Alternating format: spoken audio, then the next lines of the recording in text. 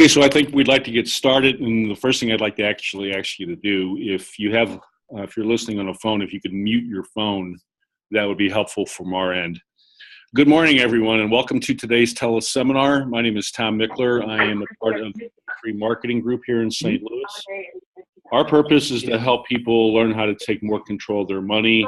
We're looking to do that through working with a growing core of financial professionals across the country, financial professionals and other professionals as well, too, to work in a cooperative manner to help people gain more control of their personal economies.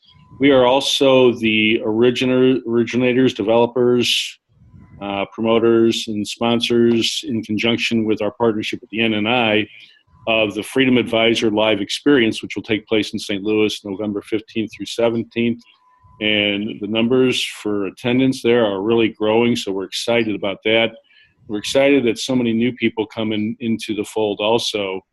Along with the live experience, we're also really at the helm of an educational crusade, again, to help people basically learn what money is flowing out of their control, what they can do to keep more money within their control.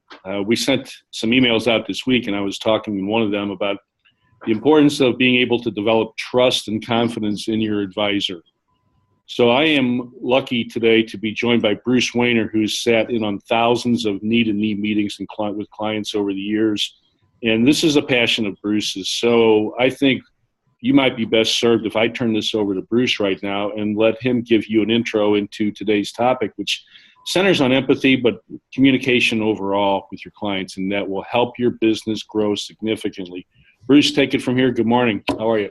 Good morning, Tom, and hey, good morning to everybody out there. And I can't possibly talk to each one of you today personally, but I would like to say hi to Sean Varley and Ron Campbell and Robert Zuniga and Randy Littlejohn and Alan Jessen. Good to see you guys, and everybody else. I am actually humbled that as many people would actually show up today on the teleseminar and feel like maybe I could add some value into your life. We're actually going to go through a little bit of a therapy session today.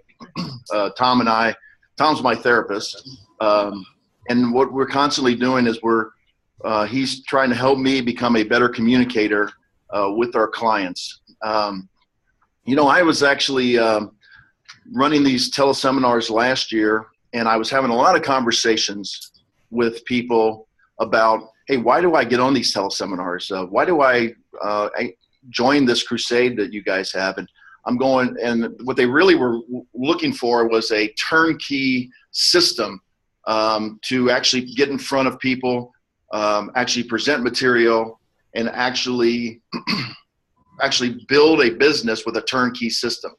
And the more I thought about it is that's important, but what you're really trying to do is not get the business built before you actually build yourself. We're going to send you out a link after this teleseminar that's going to actually be a recording. And this particular person hit me emotionally when she said, build a better business by building a better you. And a lot of people are always focusing on trying to build their business, but they don't work on themselves. Now, so I'm going to challenge you today. If you want to leave the teleseminar because this isn't what you thought it was going to be about, I respect that. Go ahead and leave. But I'd really like to challenge you today into actually looking inside yourself and saying, hey, what can I get out of this for the next 30 to 45 minutes? And what it's going to do for myself, building a better me, not necessarily building your business. And so I'd like to challenge you to put the cell phones away, stop doing email, stop being distracted by things, and actually just listen to a few of the thoughts that I've actually come across over my career, and it'll build a better communication with your clients.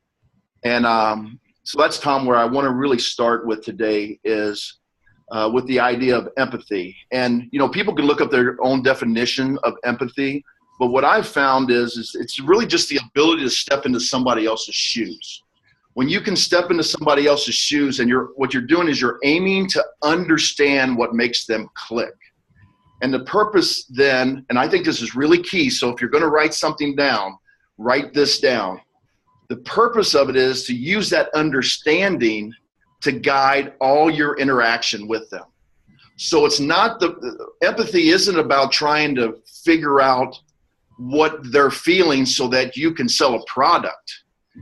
Empathy is about trying to figure out what the understanding of what they are doing and feeling so that it guides all your actions. And when I say all your actions, I'm talking about the actions that they have with you. And here's another key, the action that they have back with you. It's amazing. I had a really nice conversation, and many of you guys that are in infinite banking probably have had this conversation before, where you set up a capitalization where a person's going to put X amount of dollars into a policy every month or every year, and this particular family stopped paying back their loans. And I had a conversation with them. I said, this isn't going to work if you're going to keep stealing the peas, as Nelson Nash said. And because I was listening to them, they had lost a child at their child at 27.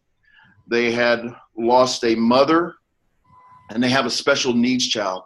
And because I knew them, I knew all this was going on with them. They saw what I was really feeling, their pain, but they also then felt the pain that I was feeling, because I felt like their financial situation wasn't going to be as good because they were not doing what they had committed to do. And they could feel the pain that I was feeling because it wasn't going to work. Well, because I had this relationship and interaction with them, the actual feelings, Frank said it during the meeting. He goes, Bruce, we're sorry. We're going to start getting back to paying back these loans. They saw the interaction, the understanding that I was going through some pain. And as we all know, paying back loans doesn't put any revenue in our pocket, but they saw that I was really feeling something at that time.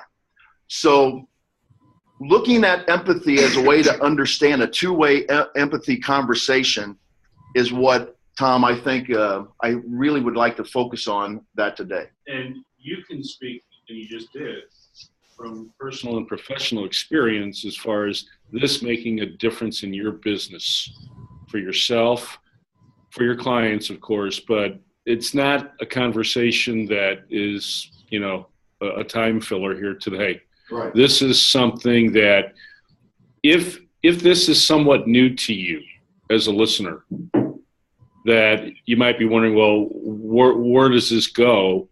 Well, where it goes is an enhanced client relationship and trust and confidence. And these are the building blocks. And Bruce, we're going to also talk about some of the science behind empathy today. And it's really significant. It's very powerful. But hand in hand with the word empathy is congruence, because what I heard you say was that you were congruent with the people that you were across from or that you were sitting with. And that opened up, or it helped further a channel between the two of you. So that was a powerful moment. So you said a lot of things there, Bruce, that I really want to try to come back to. The point about building yourself first. What went off in my mind as you were saying that was that this is a skill that not only helps you as a professional, but it helps you in all areas of your life. Would you not agree? Well, yes, and that's why I said we're kind of going through a therapy session today. And I'd like to actually build on this. So everybody that's listening for a second, I'd like to do a little pseudo psychology with you right now. And some of you who have actually seen me speak before may have gone through this exercise, so I apologize. But for everybody else, let's go through this exercise. I'd like you to sit there quietly for just a second. If you want to close your eyes, close your eyes. But I want you to go back.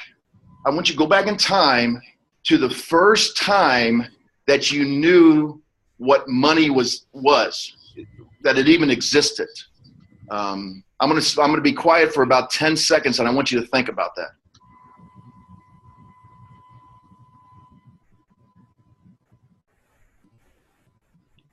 Okay, now so that thought in your mind right now has brought about a feeling. For me, the first time was about when I was about 8 years old, and my father brought a car home, And I asked my dad, hey, Dad, how much does that car cost? And he immediately chastised me. And he said, son, you never ask anybody how much something costs.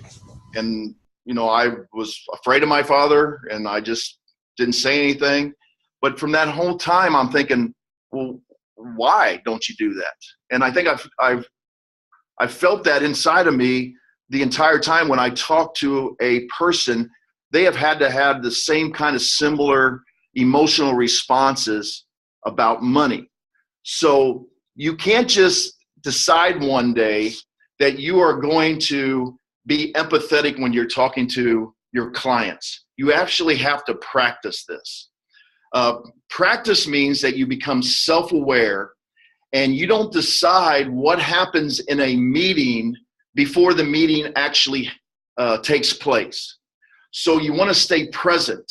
You might have a guideline to follow, and somebody may have actually called you and said, hey, Bruce, I want to review this particular thing.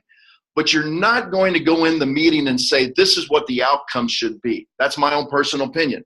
Because when you're doing that, you're not present. You're actually in the future. And if you're in the future, through research, the future actually brings fear and stress amongst two people. When you're in the past, like a lot of times, well, in this exercise where you're in the past, well, I have some resentment issues from the way my dad actually talked to me during that time period. So the past really is about anger and resentment. And if you get in the future, you get anxiety, stress, and fear. If you stay in the present and live in the present, you actually can get rational thoughts and logical thoughts with your client.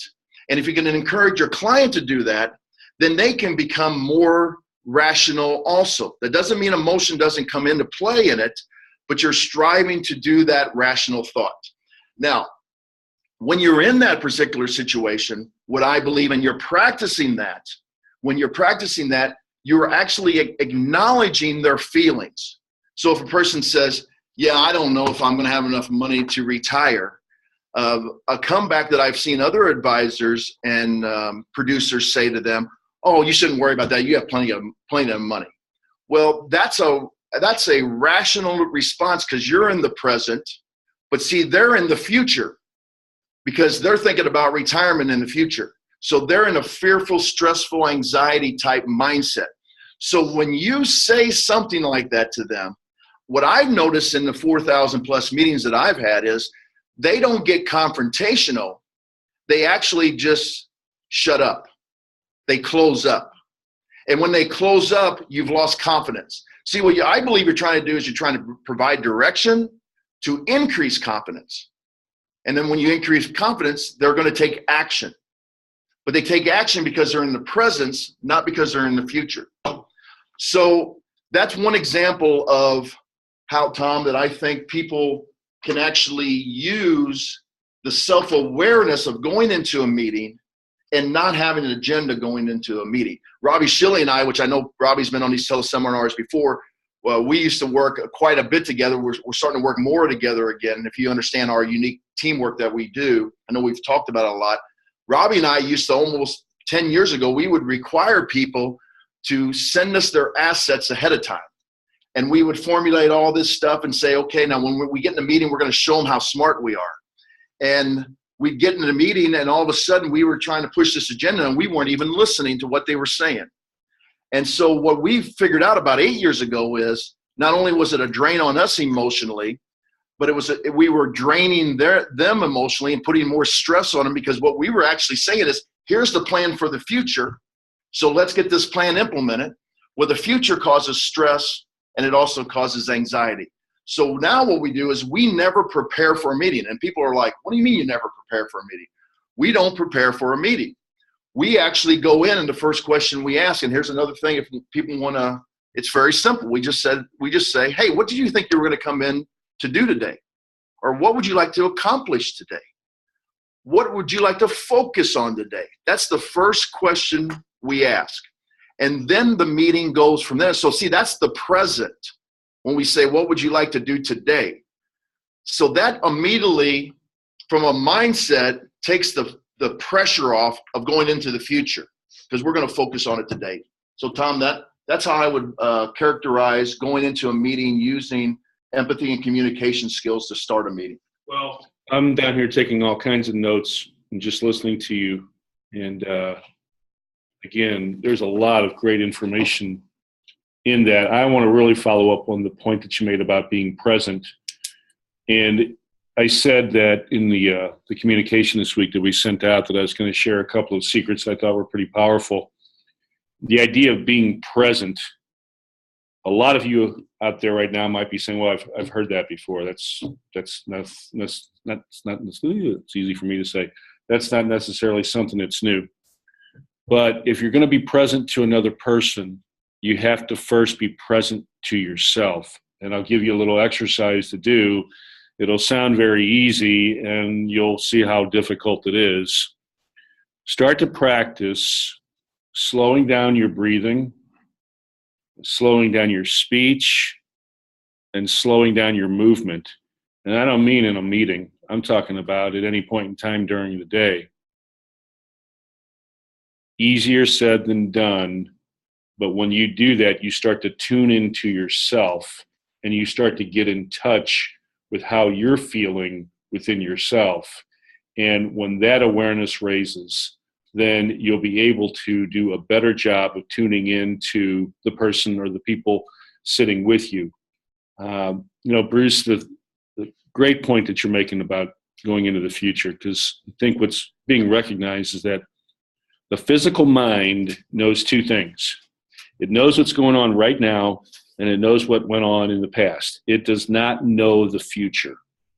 So when you're talking about getting away from the focus on outcome, that might seem contrary to a lot of people that are listening, but here's where you come back to the trust and the confidence. Obviously, you have to have your knowledge of the products, but it's these other subtle types of things that really, really make the difference in terms of having that client listen to you, follow up with you, and working that plan that you co-create. Bruce, would you use that word co-create that I just used? Would that apply in your work, would you say, when you're working with a client as far as putting a plan together? Absolutely. First of all, let me reiterate the fact that this is a therapy session for me. So, see, I just for a second there, when I went on my little 5-minute explanation, I wasn't self-aware enough. And I got fast with my speech. I got a little too maybe emotional with it, and I lost a little clarity with what I was trying to get across. And so this is an ongoing practice with people. And so one question that came up from the audience is to please clarify that past equals fear, present equals rational, and future equals anxiety and stress. Well, here's an example, and we're going to send you out a link from a person who's actually done research on this. And what I'm saying is when a person focuses on the past, through research, they focus on the fear and the anger that they had from past experiences. Just like I was talking about my father, I'm kind of resentful to the fact that he never taught me about money, and it probably is what driven me to be in this industry. And so I get resentful about that, and sometimes I even get angry about that. Now, we have a wonderful relationship now, and he actually turns to me every time and asks me for my opinion about what he should be doing. But still, even though he turns to me and we have a great relationship, I still get flushed like I'm right now when I think about how I felt as a young boy when I was taught like that. Well, see, those kind of fear and resentment things come up when you're talking to a client. You just have to be aware that those are coming up with them. And then the future, see, people are more afraid. This is other research that's been done. People are more afraid of what they heard or what they've read than what they've actually experienced. So they heard like, oh, my next door neighbor, they went in a nursing home, they lost all their money, and then they had to leave their house, and I heard it was a really bad situation for them. And so they're fearful that that same thing, they have a physiological reaction to that, although they've never even experienced that. So they're in the future thinking, well, that's going to happen to me. So if they can get in the present and start thinking, now, why wouldn't that happen to me? Many of you have actually sat down with a person and they may have guaranteed income streams. We work with the pension system here in Missouri. The teachers, they retire on the same amount of money that they had when they were teaching as they are retired. They have the same income stream, and yet they have a fear of running out of money because they say, well, my next door neighbor, they ran out of money. And then you got to bring them back to the present, and you say to them, okay, now let's talk about this. Your next door neighbor, did they have a pension? Well, I don't think they did. Well, do you know that if they didn't or did not? Well, no, they said they ran out all their 401k money. Okay, do you have any 401k money? No. And I'm thinking I should. And see, they're worried about the future. And I said, well, let's just think about this. Your income stream, is that going to be interrupted going into the future? And they said, well, no, I don't think so. Well, then can you see how you are different than your next door neighbor? So you're trying to get them out of the fear of the future because they're comparing themselves to somebody else, but you cannot get them into the present unless you're actually focusing on your self-awareness of how their situation is different. So that would be one example of how you could use this. Tom, I feel that people also have to be acknowledged in a session about how they're feeling to the clients. And I often say that to a person, I say, now, I'm just not really feeling like I'm communicating very well to you. Would that be fair? And some people say, yeah. Some people say, well, no, I just don't get this. And then I'll say, well, I understand that. So you acknowledge their feelings. You say, but it's still my responsibility today to make sure you feel good about your understanding. And that's a self-awareness. And once again, I'm not trying to say I have all the answers. I hope that it doesn't come across like that. But what I am saying is when I made the shift of being the person that decides what's going on in the meeting to the shift to where I'm actually listening to the person, that shift not only helped revenue, but it helped me have a more enjoyable purpose in going into a meeting. I bet you there's people on this call that really don't like going into meetings, and they're fearful about going into meetings. But if you go into the meeting with the attitude that for the next hour, I'm going to do the best I can to provide directions, provide direction to increase a person's confidence, to thus increase their capability, you will have a situation that you are in the present, and now you won't have that fear of being in the future or that anger or resentment of being in the past. Let me follow up and support what you're saying, Bruce, with some of the science that we're experiencing now and that is coming forward. There is a phenomenon known as limbic looping or limbic resonance. When we say limbic, what are we talking about? We're talking about the limbic region of the brain. There's a lot of discussion these days that the brain actually, we actually have three different brains. We have the primitive brain, which is geared towards our survival. We have the neocortex this is where our rational, logical thinking takes place. But we also have the limbic system. What the limbic system does is it regulates emotion, behavior, and motivation. So obviously these are some key things to be aware of if you're in a relationship and you're wanting someone to pay attention to what you have to say and you're trying to help them. When we talk about limbic looping, this fits right in with the topic that you wanted to discuss today, Bruce, which is empathy, and I'm adding the word congruence to it as well, too, which is so important.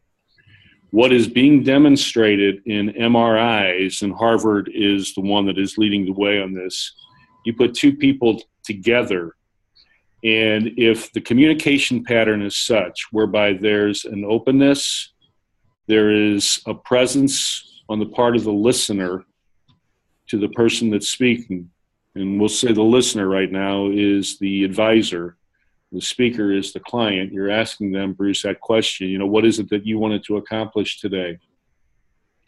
When the listener is of an open mind, is present, is calm, is asking open-ended questions that begin with what or how, as opposed to closed-ended questions that simply have a yes or no answer. And you can use both, but open-ended questions or indirect questions such as tell me more about that.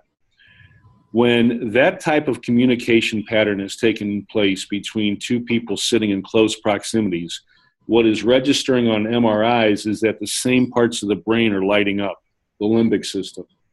When a person switches their communication pattern and begins telling the other person what they should or shouldn't do, or they move away from an empathic response, the loop breaks.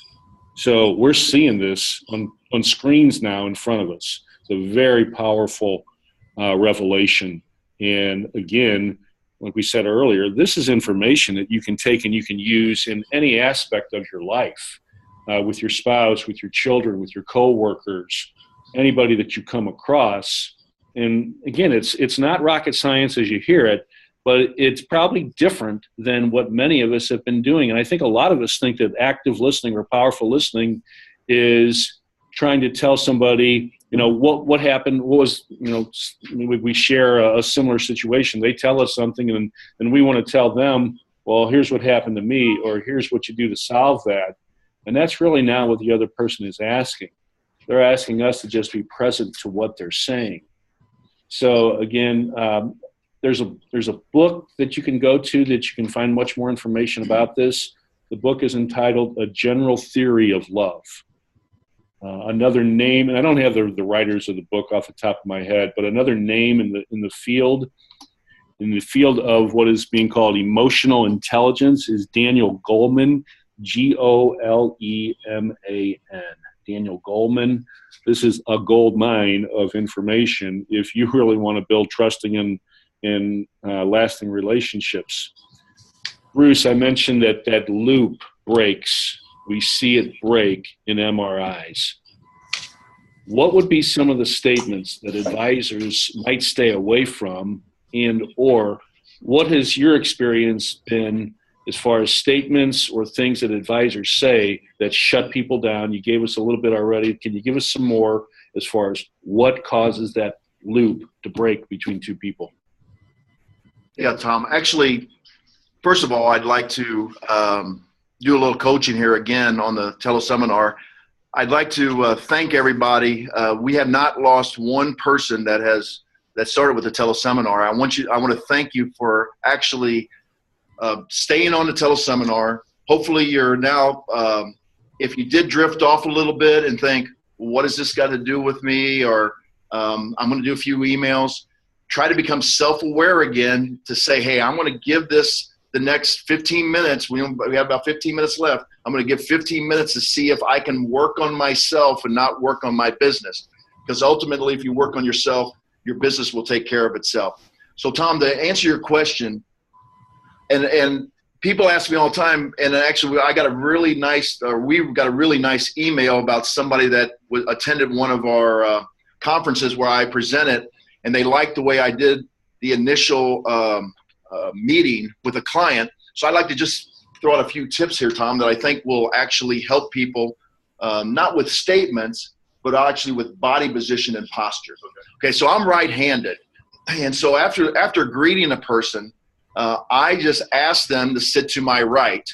And I actually put the person that I feel I can connect with more emotionally right next to me, and I put the spouse a little bit further away from me. And that could be the male or that could be the female. It doesn't make any difference. Obviously, women have the reputation of being more in touch with you emotionally. So as I do that now, then I become self-aware of my posture, my body position, my speech patterns as far as how quickly I talk, my nonverbal communication. Jenny Dasher, who many of you know from the previous calls, we have talked all the time, is I have to monitor my nonverbals because I can actually show disgust from when people say or do something facially. And I think it's really important that you don't do that, because when I actually was an educator. I taught for 17 years. Through my educational training, we knew that it wasn't just what we were presenting to a child, but we also knew how we looked at a child that could shut them down emotionally. The sternness of what you looked at them, furrowing the eyebrows. I do not naturally, when I just close my mouth, have a smile. I have to physically think about smiling just to become neutral with that. So those kind of things, those body positions. Then what you're trying to do is also look at the keys from your clients and what they're doing. Are they mirroring your body position? Are they leaning in? Are they drifting backwards? I actually like it when a client drifts backwards. I often find that to be an aha moment where they actually are sitting with good posture, and then all of a sudden they go back into a chair like this. It's the time that I've noticed over my career where they have picked up what you're saying. It's like, oh yeah, I get it. It's a total relaxation of the body. So you pick up to that. Other things that are obvious, but once again, they might be obvious, but you have to become self-aware that they're actually happening. Because if they're happening and you're not aware of them, well, then it doesn't do you any good. The old thing about crossing the arms. Crossing the arms, they're actually trying to build a barrier between you. What I found is mainly the male person on an initial meeting will come in with arms crossed. What I try to do is focus on them and what they're trying and why they do or don't want to be at the meeting, and get them to talk. As soon as I see their arms uncrossed, now I know I can have a really good conversation with them. Crossing legs, I think, represents a couple different things. If it's a tight cross, I believe people can feel like they're really comfortable. If they are crossing at the ankle and they're shaking their foot, I believe they're distracted. And it's not just my belief. This is from other things that Tom and I have read over the years. But here's the other thing is I try to ask questions during the meeting where the spouses actually look at each other to see how the other spouse is reacting. An example, you could say, if you're familiar with Dan Sullivan's R-Factor question, you say, what kind of things would you like to try to eliminate in your life? What kind of dangers or concerns? And if they get stuck on it, if you ask the female, hey, what do you think your husband's biggest concerns are? They will immediately turn and look at the husband, and they will say things like, well, I know he really worries about health care, or I know he really worries about not having enough money to leave for the kids. And then you ask the husband, so what kind of opportunities would you guys like to capture going forward? If they're silent, ask the husband, hey, Dave or Pete or whatever his name is, what do you think your wife would like to capture going forward? And they immediately, you can see if they get their eyes together, they're going to be, like Tom said, congruent on their thoughts. But what you will occasionally see is the wife will just keep looking straight forward and the husband will look at her. And that to me, it means that there isn't congruence amongst them, because the husband, I've seen where the husband say, well, what we'd really like to do is buy a second home. It's my opinion, when I see the spouse not look at the husband with a knowing gesture of shaking their head and they just keep looking forward, I think it's a situation where the wife doesn't really want to buy the home, but she's just trying to make the spouse happy. So being aware of those kind of things during the meeting, Tom, I think are really, really helpful when we're trying to make a relationship with people, a two-way relationship. Bruce, you mentioned the R-Factor questions from the training with Dan Sullivan. In a moment, I'm going to come back to you and just check to see if there are other questions or other things that you've picked up, whether it's from Dan Sullivan or other statements that you want to share. What I want to do first, though, is I want to go to Jenny Dasher, because if some of this is new to you and you'd like to learn more about it, what we're doing here is we're kind of touching the surface on some things, because we don't have direct contact with all of you right now. Again, we have our event in less than 2 weeks here in St. Louis. There's still time to register our Freedom Advisor Live experience, and you're going to get a lot of great value and information there. But we're also going to offer ongoing coaching, training, different packages. And Jenny's going to tell us just a little bit about that. And I think she's got some things to tell us also about adding items, so to speak, a la carte. So if this is something that you'd like to learn more about, there is the possibility to gain more coaching with us. Even if you don't come to the event, obviously you can still do some of that as well too. So it's not just a one-time conversation that we're having here. There will be other opportunities to expound on this and to learn how to apply it more specifically to yourself. Jenny, can you, what information can you share with us as far as the packages at the event? Thanks, Tom. Hey, everyone. Good to see you today. For those of you that are going to join us in a couple weeks, looking forward to meeting you in person if I haven't yet. I think what Tom is talking a little bit about, and this has kind of been an evolution based on conversations we're having with people, is that there is a need. People are sharing with us the need to dig deeper into some of these things that Bruce and Tom are talking about today. So we are going to have some ongoing membership opportunities post-event. You can see those in detail on our website, which, as you know, is freedomadvisorcrusade.com. And if you go to the products, the FA products tab, you'll see some details about our membership. So we'll have 3 general memberships that will be appropriate for most people. And then we're also going to add some a la carte items, so to speak. One of them would be some coaching in areas of what we're talking about today with Tom Mickler, who, as Bruce mentioned, is a licensed counselor, and he's pretty much a therapist for most of us in our organization. But also he meets with our clients. But Tom has the ability to help us think differently, and I can speak for Bruce. Bruce has been working with Tom in certain areas. I do the same. But just helping you kind of break down barriers and fears, and excuse me, and just figure out what it is that you need to do to take your conversations to the next level. So that's going to be kind of an a la carte membership. We're also going to have sorts of marketing a la carte memberships. And the other thing that we're focusing on is a lot of this is going to depend on who joins which membership and what people need. It's kind of like, you could just create some kind of general package, but really we want to know what people are looking for. It's kind of like, why give you something that you don't need or that you're not looking for? So that's kind of what we're shooting for. We're always open to suggestions as far as, have you thought about this? Here's something I really need. Tom, can you help with this? Or do we want to talk to Drew about marketing, or Bruce about something specific? So we're kind of evolving. We're kind of continuing to create based on feedback and what we hear. So that's kind of where we are with that, if that makes sense. And if you want clarification, you can contact me directly.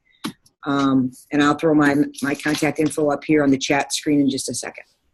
Tom, I think that's it. Jenny, thank you. So Bruce, I don't know if I'm putting you on the spot here or not, but I am going to come back to you. Other questions, other statements, other things that you've picked up along the way that not only have helped your clients, helped the relationship, but have helped you as well too, in terms of reshaping some of your beliefs about how to approach a conversation or a meeting with clients. Yeah, I'll throw out a couple of different things that I've found help, different questions. And I know John Moore, we all share these things on a daily basis, but instead of seeing IRA money or 403B money or 401k money in somebody's assets and saying to them, hey, so are you wanting to generate income off of that in the future? Instead of doing that, where they're not maybe even thinking of that, they're thinking, well, should I be generating income off of that? I was really kind of hoping that was going to be for a rainy day. And so now all of a sudden they are in a more defensive position. So a good way to ask a question about that is, hey, what is the purpose of this money in this account? And so then you are actually allowing them to tell you what they are feeling the purpose is. It's not about what you're trying to accomplish, like generating income off of that or transferring that into a tax-free position or a taxable position or so on and so forth. Another one I think is, hey, what keeps you up at night? What are your concerns? And people I am amazed how many people, once again, I just did it myself. I think I'm mirroring what people do. They sit back in their chair like that and they go, man, I never thought about that. To actually verbalize it. Most people have that fear that does keep them up at night, but they never really verbalize it and think about that. I have another one I think is, if you're not spending your money when you're alive, where do you want that money to go? A lot of people, I hear a lot of people joke around, Tom, and I know you've been on many meetings with us. They say, well, I'm going to spend every single penny before I die. My kids aren't going to get anything. And then I say to them, well, how you plan on doing that? Or you're going to schedule your death? It's because we all know that you can't really do that unless you know when you're going to die.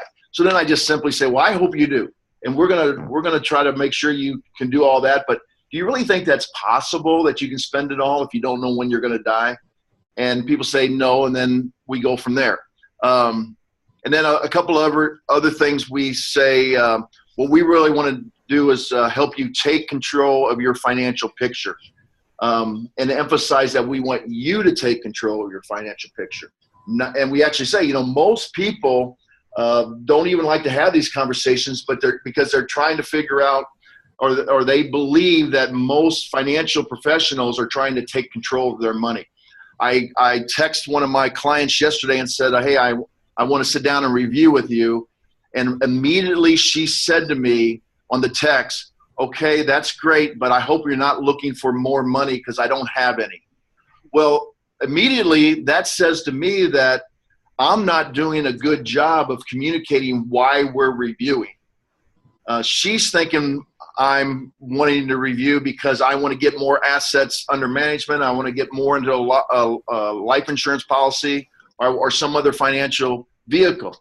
And what I'm actually trying to do is just see if there's anything else that I can help her along with in her financial picture. So I hope that shows you that's a self-awareness, that there's a reason why she's typing that. And what I believe it's because we've had some conversations before, is she has had experiences with other financial professionals that they would only call her. They wouldn't call her on a yearly basis. They would only call her when they had something to sell her and they wanted to get more money from her. And so she's a very new client with me. It's less than a year.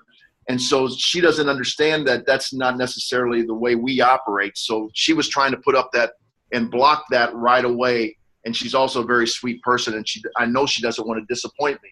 So I think that does make me feel like I have that two-way of communication, empathy communication, because she doesn't want me to feel disappointed because she has no more money, if that makes any sense.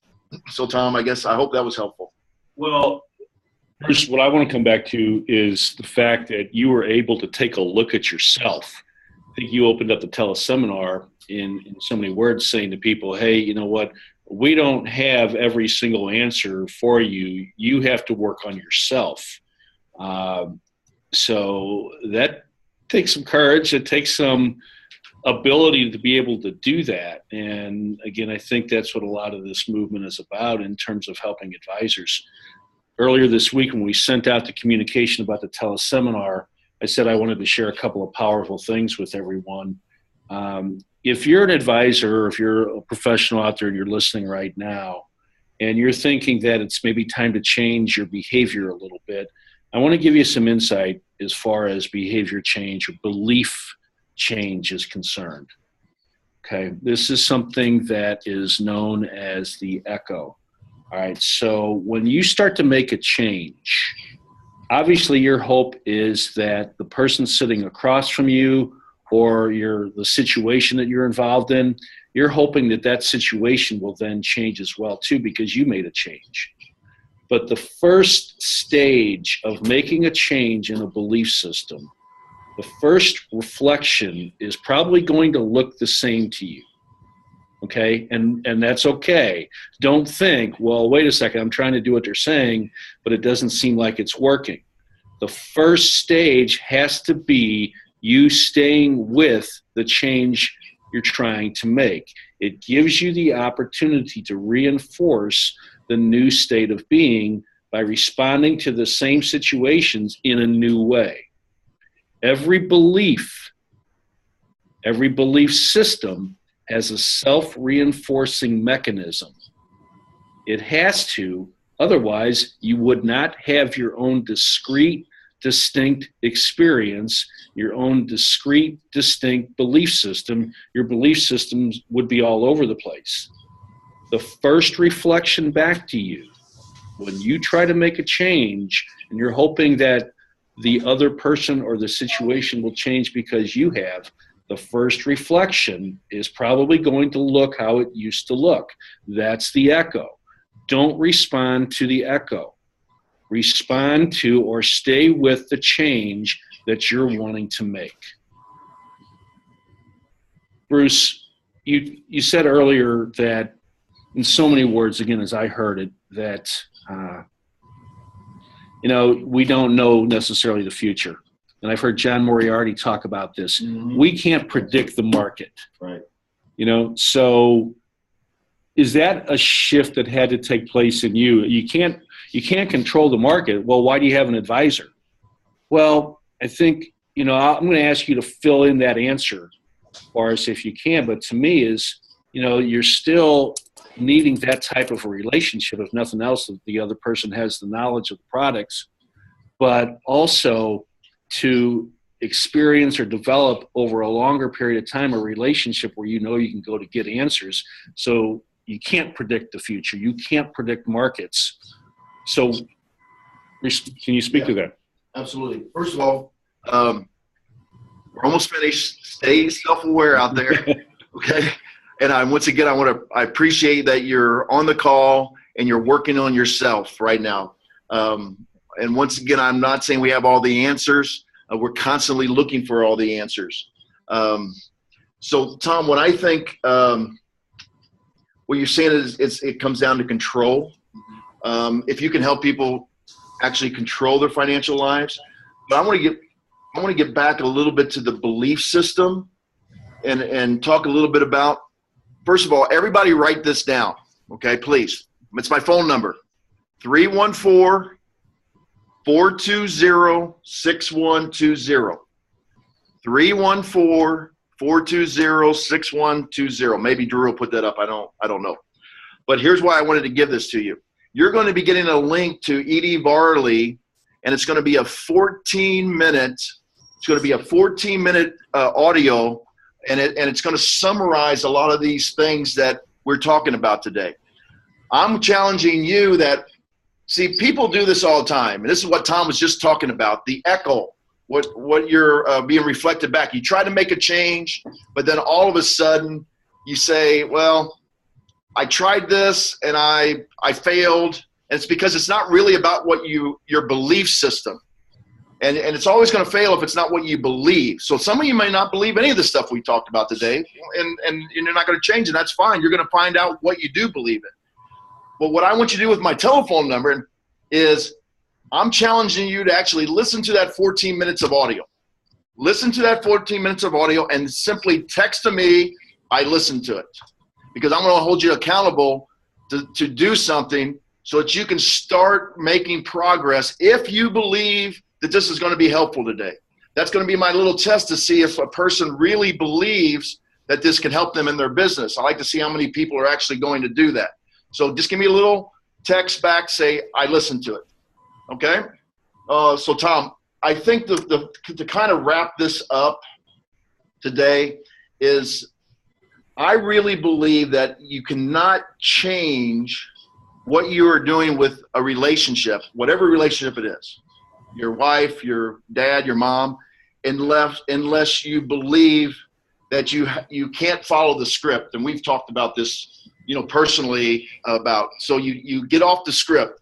My father expected me to act a certain way. That was a script. So I followed that script for the longest time.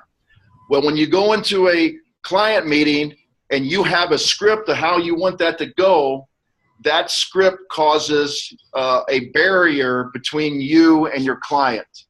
So that script is not really what you believe in many cases. So what you have to do is you have to find out what you believe in. Now, if you don't believe in assets under management, you need to align yourself with somebody that does. And so when a person comes to you and says, hey, I have $500,000 and I want this money to be managed, I want it in the stock market. See, there are advisors out there that say to them, hey, I'm a life insurance guy. I don't believe in the market, and so I'm not going to talk to you. So what you're doing is you're using your script. You're not actually reaching the person and being with where they are at that particular time. So you ought to align yourself with somebody who does believe with assets under management. And then you can say to them, I have a really good person that I want to introduce you to, and you get them to that person. So that's because you cannot serve that person because you don't believe in that.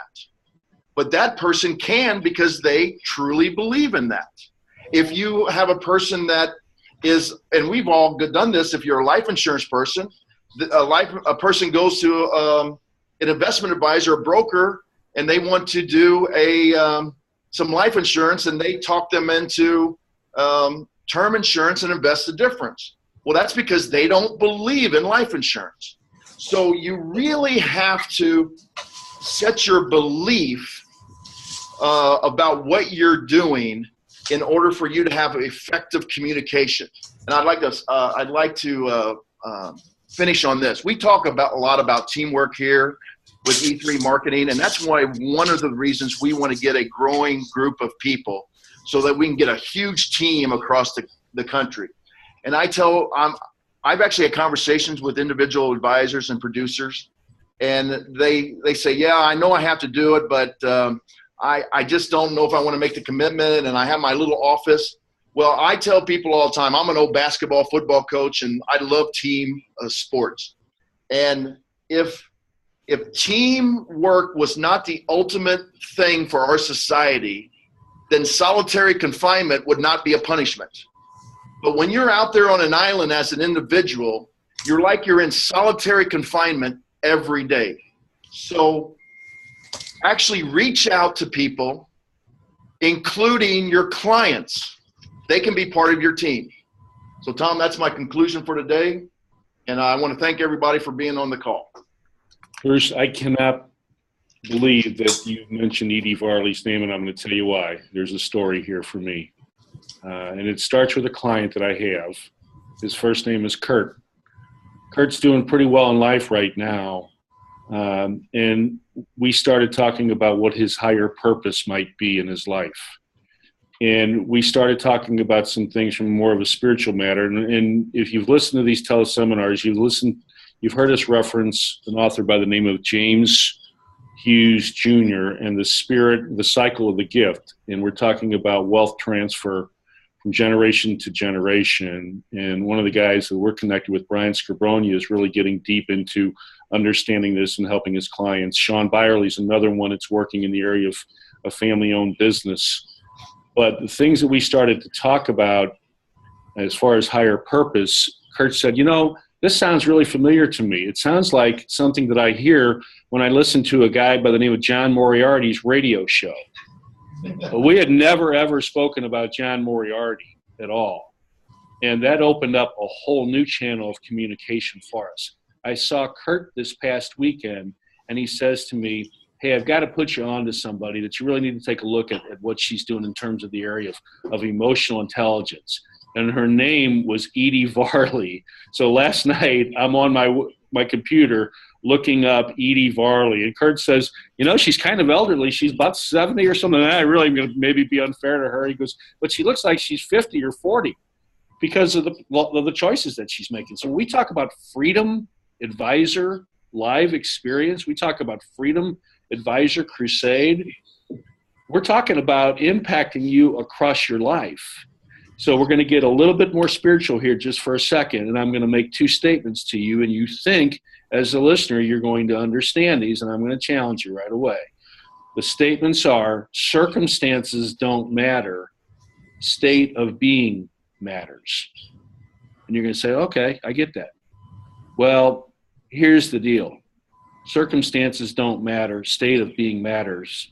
The key word is matter. When I say matter, what I'm talking about is what you will start to bring into your life, what you will start to attract into your life.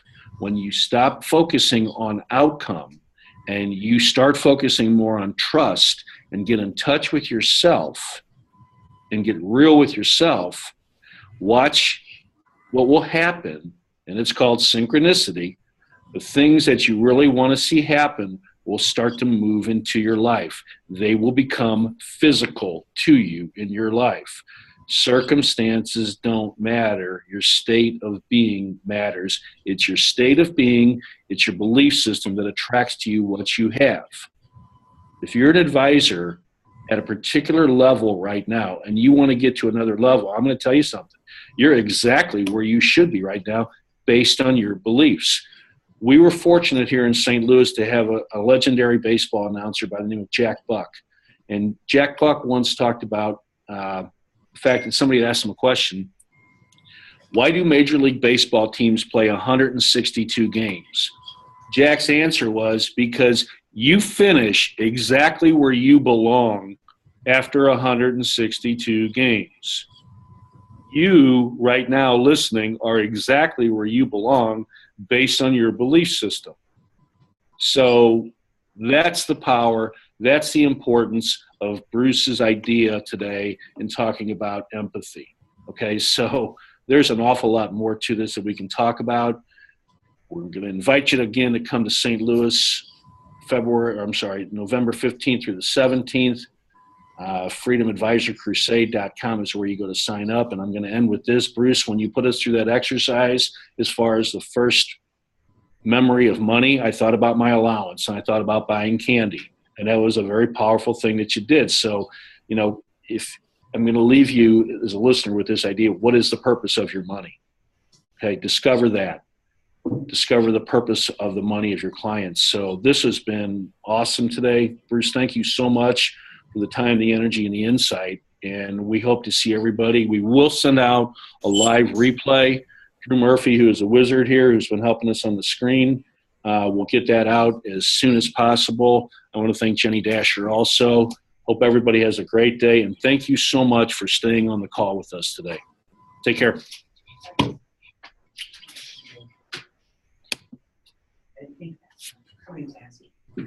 Well, they're going to get the link. Oh, perfect. That's right.